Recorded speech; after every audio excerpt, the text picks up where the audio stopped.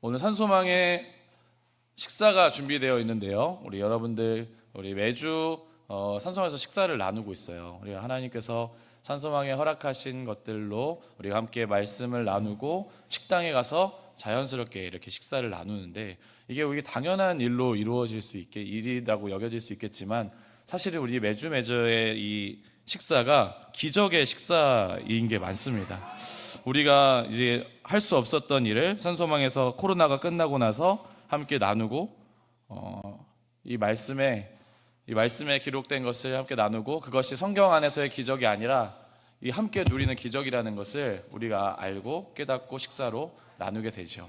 오늘도 함께 했었던 것처럼 영락교회 옥합에서 함께 식사를 준비해 주셨고 방금 특송을 부른 우리 청년들이 과일을 준비해 주셨어요. 오늘 준비해 주신 것을 함께 나누면서 식사하고 댁으로 돌아가시면 되겠습니다.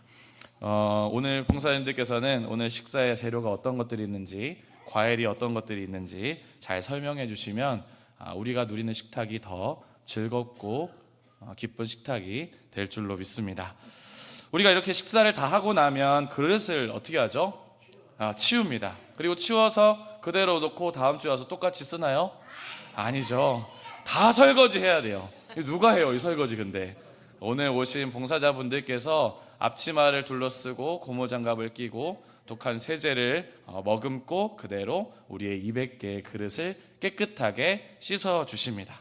다 주방으로 가서 고춧가루도 떼내고 밥알도 씻어내고 기름기도 다 제거하여서 다음 주 우리는 깨끗한 그릇으로 같이 식사를 나눌 수가 있습니다. 그런데 설거지가 참 힘들어요. 아무리 좋은 장갑을 끼고 또 만반의 준비를 하여도 이 참 기름때를 씻어내는 것이 어렵고 손이 부르트고 또 습진으로 고생하는 이들도 너무나도 많죠. 그러나 설거지를 하지 않을 수 없겠죠. 지난주에 썼었던 그릇을 똑같이 쓸 수가 없기 때문입니다. 그렇다면 우리의 몸과 마음에 덕지덕지 붙어있는 죄는 어떻게 해야 할까요? 죄인인 우리는 하루를 살다가도 수없이 많은 잘못을 하고 살아가기 때문에 우리는 매일매일 우리의 잘못된 생각과 마음에 대해 말과 행동에 대해 하나님 앞에 부끄러운 마음을 늘 지녀야 합니다. 나만 늘 옳다는 생각으로부터 돌이키는 일이 우리에게 필요하다는 것이죠. 회개해야 합니다. 그렇게 한다면 하나님께서는 기꺼이 넓은 마음으로 우리를 용서하여 주십니다. 이러한 신앙을 가지고 살아가는 것이 우리 교회가 지닌 예수 그리스도의 십자가로부터의 구원이라고 우리는 알고 믿고 따르고 있죠. 이번 주간은 교회력으로 종교개혁을 기념하는 주간입니다. 오늘은 특별히 에베소서 말씀을 토대로 믿음과 회개에 관하여 함께 말씀 나눠보겠습니다. 지금으로부터 507년 전에 믿음을 아주 많이 강조했었던 한 독일인이 있었습니다. 바로 마틴 루터라는 사람인데요. 당시의 사회상은 영혼 구원을 위하여서 교회가 주도적으로 면벌부를 판매하였던 시기입니다. 면벌부 뭐인 것 같으세요? 네, 면죄부, 면벌부라고 부르는데 벌을 면하는 문서를 판매했다는 거예요. 자기가 어떤 죄를 지었을 때 이 면벌부를 구매하면 당신이 구원받을 수 있다. 다시 하나님의 품으로 돌아올 수 있다라고 설명했어요. 왜냐하면 그 당시에 많은 사람들은 라틴어로 된 성경을 읽지 못하는 상황이었고 독일인들이었기 때문에 정말 그 말씀을 예수님이 하셨는지 아는 사람이 아무도 없었습니다. 그저 주교가 한 말을 토대로 면벌부 통 안에 동전을 하고 떨어뜨리면 한 번 쨍그랑 하는 소리가 날 때마다 자신의 가족이 구원받는다고 하여 이 돈통에 돈을 넣는 사람들이 굉장히 많았다는 거죠. 성경에는 면벌부를 판매하라는 내용은 없었습니다. 로마 교황청은 사람들에게 이렇게 면벌부를 판매하고 동전 소리가 그들에게 무섭게 다가오도록 만들어 그들에게 안타까운 모습, 불안감을 조성하였고 구원과 상관없는 것을 가르쳤습니다. 이것을 보면서 루터는 교회가 정말 이러한 것을 가르치는 곳인가, 우리의 구원이 정말 쨍그랑하는 동전 소리에 좌지우지 되는 것인가를 늘 고민하고 깊이 생각하였습니다. 하나님은 성경을 통해서 구원이란 선물을 이미 우리에게 주셨습니다. 오늘 읽은 말씀 중에 8절 말씀을 제가 다시 읽어드립니다. 너희는 그 은혜로 인하여 믿음으로 말미암아 구원을 받았으니 이것은 너희에게서 난 것이 아니요 하나님의 선물이라. 구원이 우리에게로부터 나오는 것이 아니라 하나님으로부터 거저 받은 것이라고 성경에서 이야기하고 있는 거예요.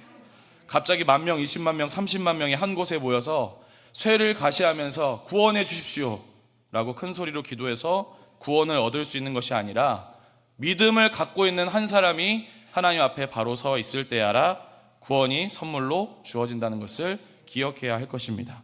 엘리야가 바알과 아세라 선지자 850명과 갈멜살에 서 있을 때 하나님의 편에 서 있었던 사람은 850명의 선지자가 아니라 엘리야 한 사람이었습니다. 하나님의 편에 서 있었던 사람은 단 한 사람이었다라는 거죠. 그것을 우리는 잊어서는 안 됩니다. 그런 정말 죄송하게도 저에게도 여러분을 구원해낼 힘은 없습니다. 구원으로 어디 기도 잘하는 목사님으로부터 나오는 것 또한 아닙니다. 어떤 목사님이 자기 교회에 와야만 구원이 있다고, 내 말을 잘 들어야만 구원을 받을 수 있다고, 헌금을 많이 해야만 구원받는다고 말하거든 뭔가 잘못됐다는 생각을 여러분들께서 하셔야 돼요. 믿음은 구원에 이를 수 있는 유일한 수단이라는 것을 여러분 모두가 기억해야 할 것입니다. 평소에 통화 오래하고 친하게 지내는 친구에게서도 구원이 나오지 않습니다. 국가의 권력자, 정치인, 국회의원 더더욱 아니죠. 그들에게서 얻는 우리의 이익은 잠깐 스쳐가는 것일 뿐입니다. 우리가 눈으로 보아도 금방 사라져 버릴 것들이죠. 그런데 구원은 오직 하나님으로부터 주어져서 우리에게 영원한 생명이 주어졌다라는 것을 믿음으로 고백하는 것이야말로 가장 큰 복인 줄을 믿으시기를 바랍니다. 루터는 이미 이러한 바울 사도의 의도를 정확히 알고 있었습니다. 이 에베소서의 말씀을 하나도 곡해하고 싶지 않았어요. 성경을 읽다 보니까 인간의 구원이 로마 교황청에서 가르치는 것처럼 율법을 잘 지키는 행위에 따른 것이 아니라, 돈을 땡그랑하고 떨어뜨려야만 주어지는 것이 아니라, 더 뜨겁게 기도해야만 주어지는 것이 아니라 믿음으로 주어진다는 것을 확신하고 있었습니다. 로마서 1장 17절 말씀입니다. 복음에는 하나님의 의가 나타나서 믿음으로 믿음에 이르게 하다니 기록된 바 오직 의는 믿음으로 말미암아 살리라 함과 같으니라. 루터는 이 말씀을 읽고 나서 사람들에게 독일어로 된 성경을 보급해야겠다는 생각을 갖게 돼요. 왜냐하면 라틴어로 작성된 성경을 읽을 수 없는 대다수의 그리스도인들이 주교가 하는 말에 늘 좌지우지되고 늘 구원에 불안에 떨게 되고, 더 많은 헌금을 하지 못하면 어쩌나, 나보다 먼저 죽어 나의 가족들은 어떡하나 불안에 떨고 있었기 때문에 루터는 이 성경을 직접 신자들이 읽을 수 있도록 가르쳐 준 것이죠. 이를 위해서 라틴어 성경 전체를 독일어로 번역하여 모두가 성경을 직접 읽고 하나님의 구원에 참여할 수 있게 되었습니다. 산소망 다음 주 예배는 11월 4일에 월요일에 드려지죠. 하나님께서 이 한국 안에 우리 시각장애인들도 함께 하나님을 예배할 수 있는 자유를 허락하여 주셨죠. 그런데 예전처럼 우리는 점자로 성경을 읽는 것이 너무나도 어렵습니다. 그래서 우리는 점자라는 것을 배우고 또 음성을 들으면서 하나님의 말씀을 그대로 전해 들을 수 있죠. 1926년에 박두성이라 불리는 한 사람이 시각장애인을 교육하기 위해 점자를 고안해냈습니다. 한글의 자음과 모음을 단 6개의 점만으로도 읽을 수 있게끔 훈맹정음이라는 것을 고안해내죠. 점자의 형태와 배열을 통해서 한글의 소리와 문법을 그대로 따르는 문자 형태를 하나 더 만들어낸 것입니다. 우리가 갖고 있는 이 활자, 묵자, 인쇄된 책으로는 아무것도 읽을 수 없는 이들에게, 시각장애인들에게 점자를, 언어를 선물로 준 것이죠. 이 시각장애인 점자 책에는 교육과 정보의 기회를 제공해 오고 있고 시각장애인 인권 신장에도 크게 기여하고 있습니다. 모두가 전해 들어야 할 정보로부터 시각장애인들도 소외되지 않도록 했던 것이죠. 그런데 중도 실명자의 경우는 어떠할까요?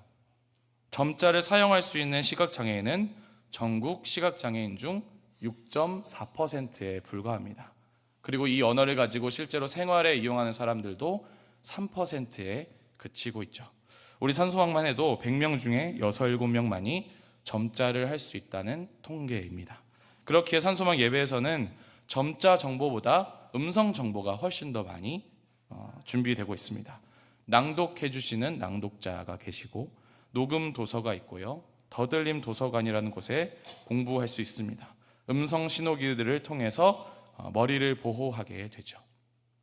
루터의 종교개혁이라는 것이 아주 거창하게 여겨질지 모르겠지만 중도에 실명해서 점자 배우기조차 버거운 이들을 위한 교회가 하나쯤은 있어야겠다는 김재용 목사님의 36년 전의 선택과 결단이 바로 시작이고 개혁인 줄로 믿습니다. 아무도 하지 않았지만 꼭 필요한 일들이 누군가를 통해 지금껏 올바른 방향으로 진행되는 것은 모두 개혁이라 부를 수가 있는 것이죠. 루터는 또한 이 사죄의 근거를 회개에서 찾았습니다. 루터가 비텐베르크라는 성당에 95개의 반박문을 붙입니다. 현재 교회의 행동과 모습과 말들 중에는 약 95개의 잘못된 점이 있습니다 하면서 붙인 반박문의 첫 머리에는 이러한 말이 있습니다. 우리의 주님이시며 스승이신 예수 그리스도께서 회개하라고 말씀하셨을 때 그는 성도들의 전 생애가 회개의 행위가 되기를 원하셨다. 예수님의 회개하라는 말씀은 우리의 온 삶이 회개의 삶이어야 한다는 것을 가르치고 있는 거예요. 매일매일이 회개의 하루여야 된다는 겁니다. 나 그때 회개했어. 끝. 나 그리스도 예수를 믿고 나의 주로 고백할 때 그때 다 끝났어. 처리했어. 라고 말하는 것이 아니라 매일매일 나에게 있는 잘못된 마음을 돌이켜야 한다는 것이 분명한 예수님의 음성이라는 거죠. 주판 아세요? 주판? 계산판이라고도 불리는데 주판 알죠? 옛날에 산수를 다 이제 주판으로 했습니다. 계산기가 있기 전에는 이 막대 구슬이 여러 개 꽂혀져 있는 주판으로 이렇게 계산을 했다고 해요. 저희 어머니께서도 이 주판 애용가이셨어요. 뭘 그렇게 쓰시는지 몰랐지만 주판이 항상 저희 집에 이렇게 놓여져 있었습니다. 그래서 계산을 하다가 막 드르륵 소리가 나요. 하다가 왜 안 맞지? 하고 나면 주판을 슥슥슥 흔들고 다라락 하면서 손톱으로 상위 줄을 쭉 긋습니다. 이 상태가 뭘까요? 맨 처음 시작 상태예요. 뭔가 잘못되었다고 자기가 느끼면 자기가 막 그 구설을 꽤 맞춰가지고 그 식을 도출해내는 게 아니라 맨 처음으로 돌아가서 쓱싹쓱싹 모든 것을 제자리 원상태로 돌려 손톱으로 상위줄을 긁어내면 다시 그 계산식을 세울 수가 있었습니다. 컴퓨터에도 이런 게 있는데요. 우리 박승구 집사님 컴퓨터 너무 잘하시고 문혜영 권사님도 컴퓨터 배우셨는데 인터넷을 하다가 뭔가 이 트래픽이 초과되고 정보의 양이 과잉이 되면 새롭게 돌아오기 위해서 누르는 버튼이 하나 있어요. 맨 위에 키보드에서 왼쪽에서 6번째 있는 F5 키입니다. 새로 고침이라는 버튼인데요. 자신이 인터넷에서 검색하던 수많은 정보들을 다시 원점으로 내가 검색했던 그 첫머리로 돌아가기 위해서는 새로 고침 버튼을 누르게 됩니다. 무언가 잘못되었고 내가 받아들일 수 있는 정보가 한계에 다다를 때 F5 새로 고침 버튼을 눌러서 다시 새롭게 시작하게 되는 것이죠. 이렇게 우리에게도 우리의 삶에도 새로 고침이 분명히 주어져야 합니다. 분명히 아닌 것을 아는데도 불구하고 그대로 살아가는 모습을 되돌아보고 돌이켜야 한다는 것이죠. 이 키를 누르면 내가 잘못된 것을 다시 돌이킬 수 있는 것처럼 주판에 상위 줄을 올려놓으면 처음 그 상태로 되돌아가는 것처럼 우리 또한 예수 그리스도를 믿을 그때로 되돌아가야 한다라는 것이 오늘 우리에게 전해주는 하나님의 말씀입니다. 살아가는 날 동안 우리가 얼마나 많은 잘못을 하나요? 상대를 이겨먹어 보려고 얼마나 많은 자존심을 부리나요? 예수님의 떡과 잔을 머금었던 입에 상스러운 욕이 오르락내리락 합니다. 전화기 너머로 얼마나 남을 깎아내리고 나의 큰 죄에는 관대하고 남의 티끌에는 쥐잡듯이 달려들어요. 투표 있을 때마다 이 사람 최고다, 저 사람 최고다 하며 전화 문자 돌리지만 하나님이 하시는 통치에 관심이 별로 없어요. 하나님께서 다스리겠다고 하는 이 땅에 별로 다들 무관심해 보입니다.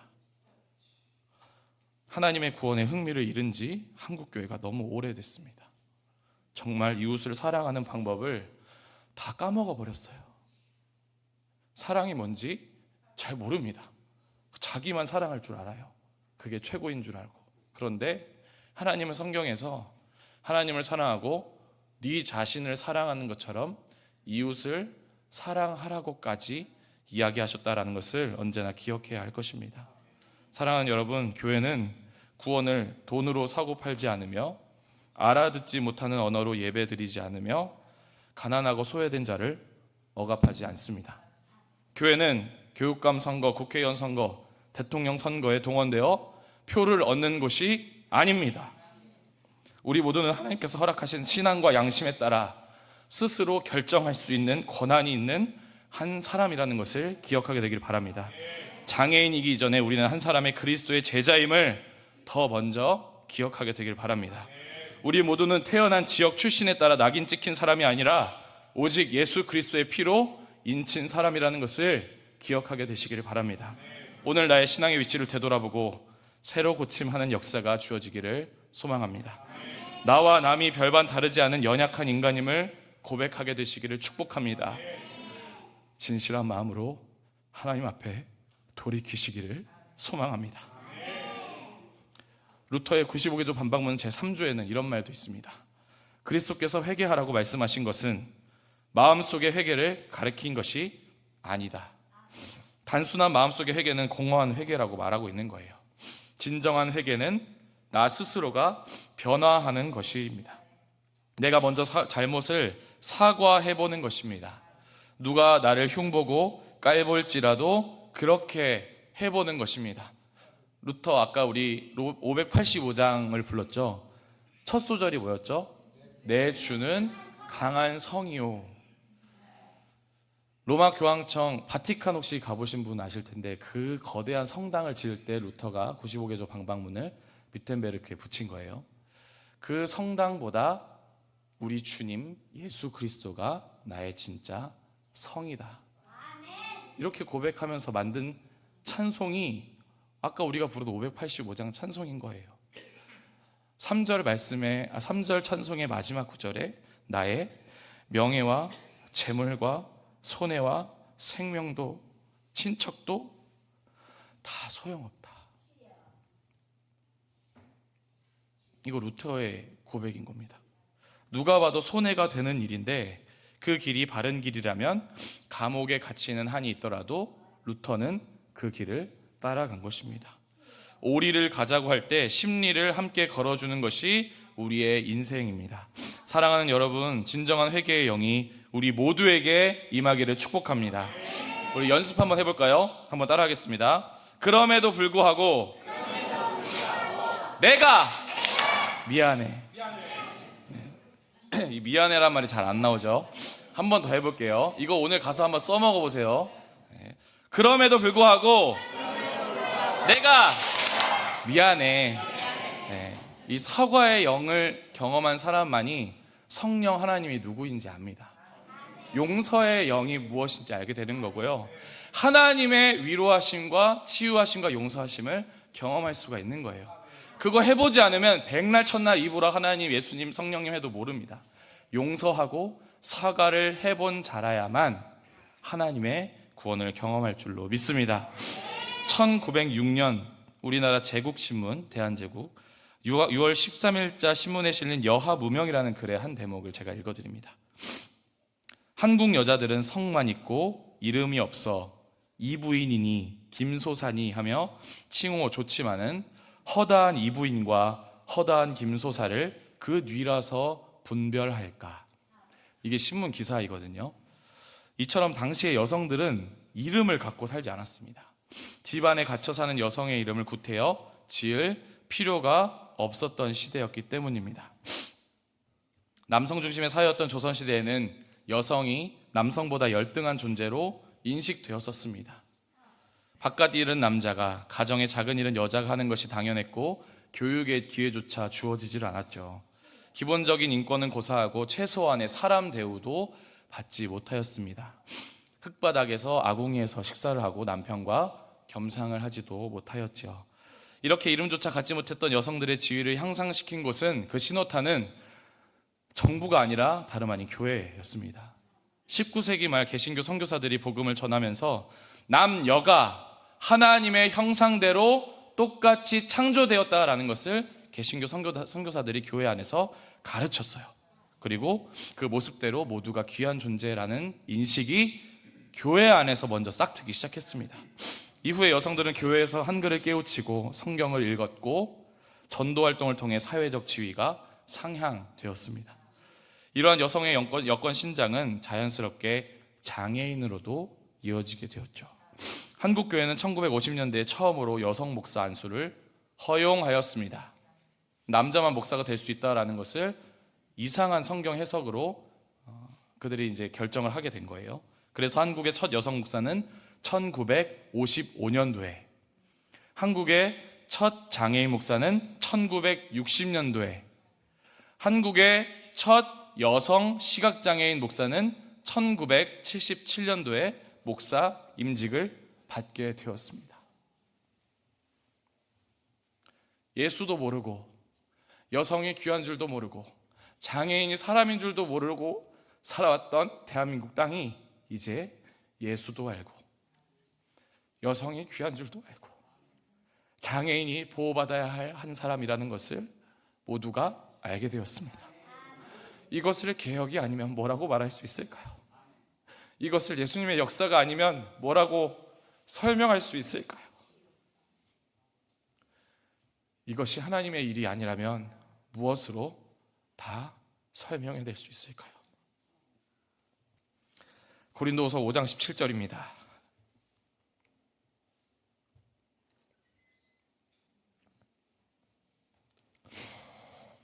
그런즉 누구든지 그리스도 안에 있으면 새로운 피조물이라. 이전 것은 지나갔으니 보라 새 것이 되었도다. 그리스도 안에 거하는 동안 우리가 하는 진정한 회개는 날마다 우리를 새로운 피조물로 다시 태어나게 해줄 줄로 믿습니다. 앞이 보이지 않게 된 순간 이후로도 우리가 믿음 생활 포기하지 않고 신앙이라는 것을 가진 이유 또한 우리에게는 새로워진 오늘이 주어지기 위함인 줄로 믿습니다. 그리고 오늘보다 더 나은 내일이 있다는 것을 결코 잊지 않고 살아가게 되시기를 주님의 이름으로 소망합니다. 우리 마지막으로 한번 따라하겠습니다. 날마다 새로운 내 인생. 날마다 새로운 내 인생. 날마다 새로운 나의 인생을 우리 주님의 인생이라는 것을 기억하게 되시길 축복합니다. 사랑하는 산소마 회원 여러분, 아무도 큰 관심을 두지 못하고 살아가고 계시겠지만 올해는 종교 개혁이 있은 지 507주년이 되는 해입니다. 고칠 개, 혁대 혁, 허리 벨트를 고쳐 맨다는 뜻입니다. 개혁이라는 단어가 너무나도 초라해진 요즘입니다. 그러나 그것과 별개로 이 개혁이 너무 거창한 거라고 생각하지 않으시면 좋겠습니다. 그저 오늘 예수님 앞에서 우리 몸에, 우리 마음의 매무새를 새로 다져보시기를 바랍니다. 마음의 혁대를 고쳐보시기를 바랍니다. 예수님의 음성보다 컸던 나의 목소리와 세상의 소음을 낮출 줄 아는 저와 여러분 되기를 주님의 이름으로 축복합니다. 기도하겠습니다. 우리 가슴에 손을 얹고 양손을 손에 얹고 함께 기도할까요? 우리의 몸과 마음, 말과 행동과 삶이 주의 말씀을 근거로 날마다 새로워지게 하여 주시옵소서. 회개의 심령을 우리에게 부어 주시옵소서. 진정한 회개를 통해 문 이웃을 사랑하는 가장 적합한 그릇이 되게 하여 주시옵소서. 우리 주님의 이름으로 부르고 다 같이 기도하겠습니다. 주여! 사랑하는 하나님, 우리가 이웃을 사랑하는 가장 적합한 그릇 되기를 원합니다.